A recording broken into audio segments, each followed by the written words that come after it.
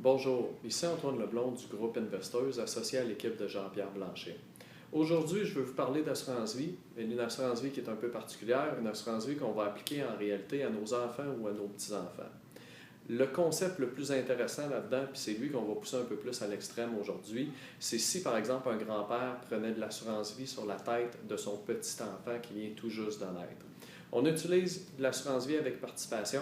L'assurance vie avec participation, c'est quoi? C'est qu'on participe aux bénéfices de l'assureur.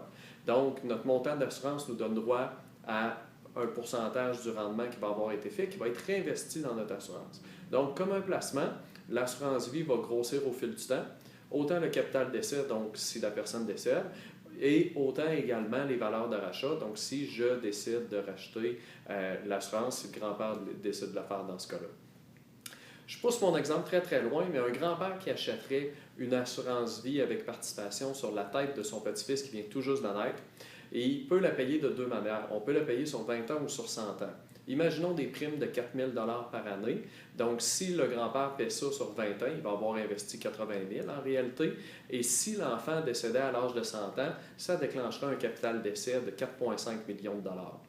C'est énorme en réalité par rapport au montant investi. Ce qu'il faut comprendre, c'est que le temps fait son œuvre, mais voyez ici aussi l'avantage d'enrichir une famille. Si on faisait ça à chaque génération, en réalité, les familles deviendraient, je vais dire, riches, mais très, très, très rapidement. Mon deuxième exemple, c'est le même grand-père qui prend la police d'assurance, mais cette fois-ci, il va la payer pendant 100 ans. Okay? Évidemment, l'important, c'est de payer les 20 premières années, mais le grand-père décide de continuer à le faire. Il paye donc le 4 000. Évidemment, lui, un jour, va décéder. On met un propriétaire subsidiaire qui est son fils à lui, donc le père du petit-enfant, qui lui continue à payer. Il met le propriétaire subsidiaire qui est le petit-enfant, et puis celui-ci va continuer à payer jusqu'à son décès. Donc, si on mettait le 4 000 pendant 100 ans, c'est ce qu'il faut comprendre, en réalité, cette fois-ci, notre capital d'essai, quand le petit-enfant décéderait, il serait de 6,5 millions de dollars. Fait qu'on voit encore là qu'il y a une extrêmement grosse différence, un énorme capital d'essai qui va tomber dans la famille puis qui va enrichir celle-ci. Un autre concept avec l'assurance vie participative, toujours pour les petits-enfants, est un grand-parent qui voudrait offrir un fonds de pension à son enfant. Cette fois-ci, mon exemple va être un petit peu différent. Le petit-enfant a une dizaine d'années. Le grand-père, on va dire ça comme ça, il décide de payer la prime, il paye 4 000 pendant 20 ans, donc il va avoir investi 80 000 Le capital d'essai à ce moment-là est de 500 000 donc si l'enfant décède dans ces années-là, 500 000 seront déclenchés et iront à la famille. Le grand-père finit par décéder et le petit-enfant devient propriétaire de sa propre police. Lui, il n'a jamais mis un sou dans ça. Et il va garder la police jusqu'à son 65e anniversaire. À 65 ans, le petit-enfant va dire « Je vais utiliser mes participations de manière annuelle pour m'offrir un fonds de pension. » C'est ce que mon grand-père voulait à l'époque. Donc, il serait en mesure, en réalité, pendant 20 ans, de se donner 57 000 par année. Donc, de 65 ans à 85 ans, le petit-enfant est capable de s'offrir un fonds de pension. Ce qu'il faut comprendre, c'est qu'à son 85e anniversaire, excusez-moi, il restera toujours un capital d'essai de 500 000 et il y aura des valeurs de rachat dans la police de 421 000 Bref, c'est un concept que je trouve absolument génial. Je l'applique personnellement à mes enfants, à moi. Évidemment, je ne suis pas rendu au stade d'avoir des petits-enfants, mais ça va être une option que je vais considérer certainement.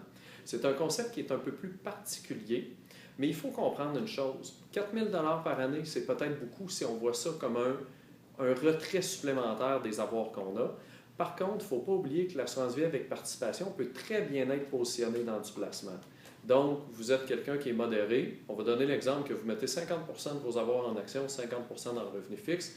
Nous, ce qu'on dit, l'assurance vie avec participation est tellement linéaire dans le temps en termes de rendement. Ça donne beaucoup mieux que les CPG ces années-ci, donc les certificats de placement garanti ou les placements très sécuritaires, que nous, on l'utilise dans la portion revenu fixe. On dit, si vous donnez tant de milliers de dollars par année pour votre revenu fixe, pourquoi ne pas payer une assurance vie avec participation? Elle sera plus rentable au fil du temps. Évidemment, tout va dépendre de la hausse ou de la baisse des taux d'intérêt, mais pour l'instant, c'est le cas. Et puis, ce qui est intéressant, c'est que non seulement vous assurez un risque, et de plus, vous pourrez aller chercher les valeurs de rachat au bout du compte. Bref, ce qu'il faut comprendre, c'est que c'est une assurance qui est absolument géniale parce qu'elle est très, très, très versatile. Quand on a beaucoup de valeurs de rachat, on peut également emprunter dessus pour certains projets et la rembourser et garder notre capital d'essai.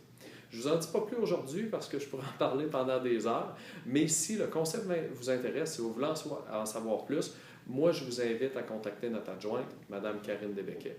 Merci.